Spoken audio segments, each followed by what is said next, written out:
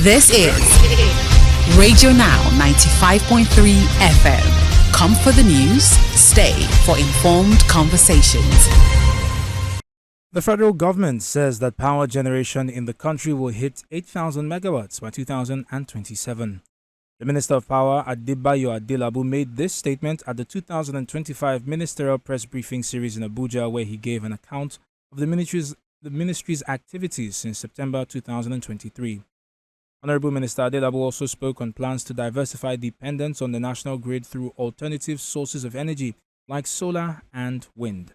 Joining us on this conversation is Adeola Yusuf, the team lead at Platform Africa. Good morning, Mr. Yusuf. Thank you for joining us on the conversation. Good morning. It's my pleasure to be on the program this morning. So, listening to the milestones that the minister listed, he was very particular about how all this was achieved in less than 2 years. What were your initial thoughts? Okay. The minister spoke as the minister. And what is expected of him is to lay bare his scorecard before everyone, and to particularly be so emphatic on the areas of strength. And we all understand that what happens to everyone should be the SWOT analysis, and that is talking about the strength, the weakness, the opportunity, and threat. But my observation of what the minister did yesterday was that, he focused on his area of strength, which is nothing, which means that he has done nothing wrong.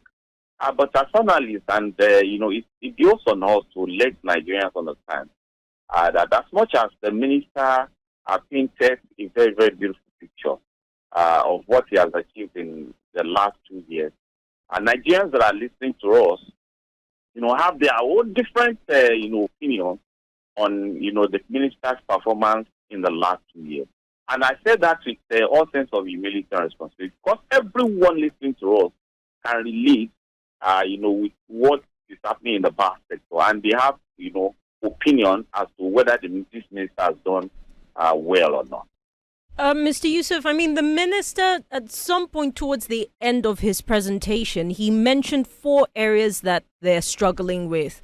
First, talked about how the ballooning Genco debt, he described it as a keg of gunpowder. He talked about vandalization of power infrastructure, power theft by consumers, and also investment or lack of investment from discos and other stakeholders. In many ways, listening to it sounds very much like pushing these 4 areas to whoever is on the other side of it. Do you think that these 4 things he listed are a good reflection of the shortcomings under his leadership? Okay, beautiful question. If you look at those 4 areas that you have mentioned, you could see that there is nothing that is directly affecting, the consumer. Everything the minister mentioned are still things within his purview to overcome, or within his purview as a minister to address or to fix. I didn't hear much of how, Nigerians are, still struggling with inefficient power supply. I didn't hear much of how Nigerians are still, battling the, crazy billing system that you are still having.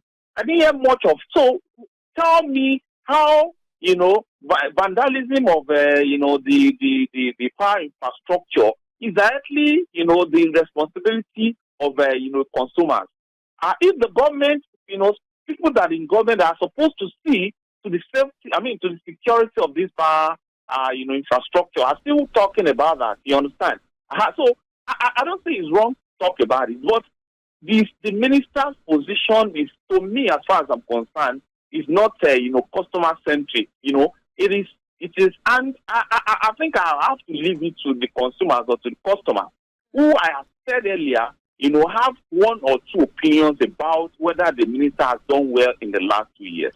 And if you allow Nigerians to start calling in, you are likely to see or to hear more of how they truly feel about the minister. Like I said, it's important for me to reiterate it.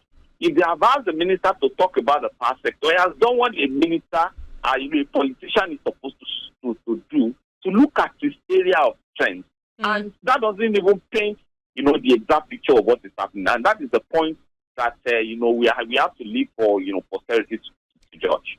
I mean, during the Q&A segment, there were a few critical questions that were asked of the minister. One particular person from one of the consumer associations, he raised questions around how the minister said, look, 15% of electricity customer base in Nigeria are under Band A.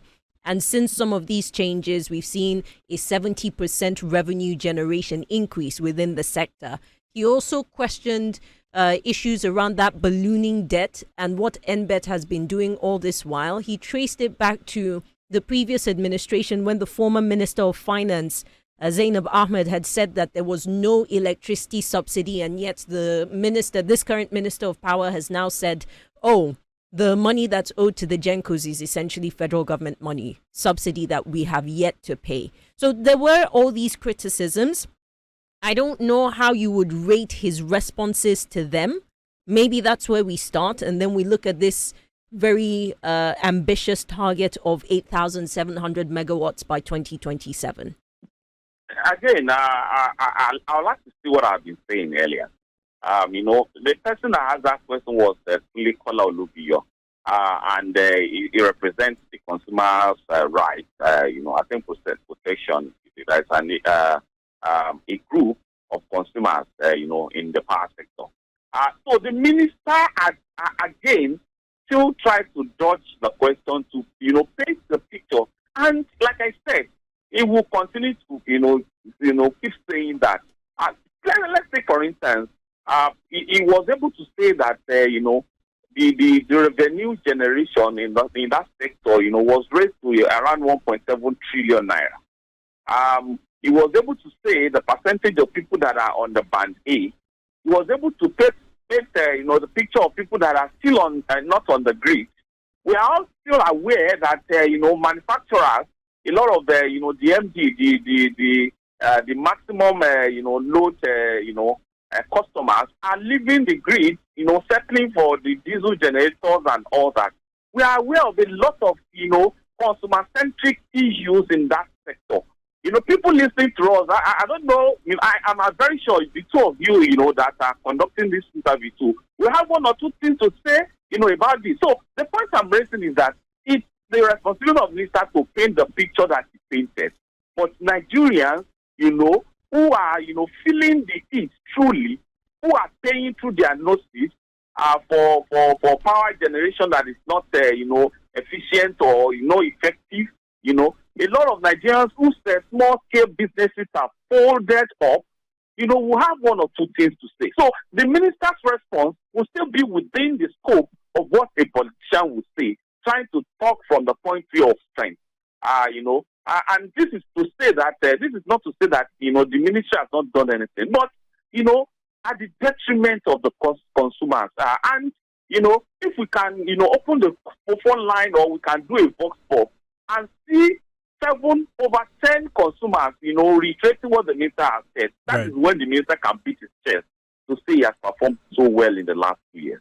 Perhaps that's something we'll do at a later date. But Mr. Yusuf, as we round up this conversation, the minister was particularly proud of a 40% increase in generation and evacuation during the period under review. But when you consider the sentiments towards recent reforms, including the challenges that Band A customers are facing, what challenges do you think that we will face in hitting this 8,700 megawatts challenge target by the year 2027? Okay, so the minister was able to say that the power generation capacity was raised. But most times when we do the analysis of the power sector, we are almost always excited to talk about the power generation. The actual power generation, figures or numbers, instead of talking about the capacity. And I'll tell you the reason. Not that it's wrong to be so optimistic or to be so happy about the, capacity of generation. But when you have the capacity to generate, but you do not generate, and, for so many years now, close to 10 years, we've been hearing of, increment or the increase or the hike or the surge in the power generation capacity. But what does that dogo translate mean? Translate to, a consumers that, press the switch of his bulb and the bulb is not lighted in his room. So fact remains that if you are increasing the power generation capacity, it is a good thing. But the better thing is to increase the actual power generation. And most times, the challenges are numerous. And if I start mentioning them, but let me just mention two. Number one, we know that most times the generation companies usually complain of lack of gas to generate. And that has been so persistent. The minister knows this. Over the time, they have been setting, panels up to, look into this, and he has reports of most of those panels. That's one. Then the second one is the transmission capacity, the problem with national grid. Most times, if you want to generate, beyond the level we are generating now, what you usually hear is, collapse in the national grid. And the simple reason for that is that the grid doesn't have the capacity to, wheel out the generation capacity that the nation kept, banditing or kept sponsoring. Okay. So what is now the sense in, having the power generation capacity and not having the actual power generation? So the minister is trying his best. One needs to, mostly talk about that. But, he should concentrate on the areas of weakness so that at least turns those areas of weakness into strength. Right. And that will be to the benefit of everyone, including the investors and Nigerians that are even buying this electricity. Mr. Yusuf, thank you very much for your time and expertise. Adeola Yusuf is the team lead at Platform Africa. He joined us this morning to speak on the federal government, particularly the Minister of Power's declaration that the country will hit 8,000 megawatts of generated electricity by 2027. These were comments that were made by the Minister of Power at the 2025 Ministerial Press Briefing Series in Abuja, which saw him give an account of the ministry's activities since September of 2023. You're still listening to Radio Now 95.3 FM Lagos. We urge you to stay tuned to your Beyond the News station. In a few short moments, we'll turn to Ondo State and the security situation. This is Radio Now 95.3 FM. Come for the news, stay for informed conversations.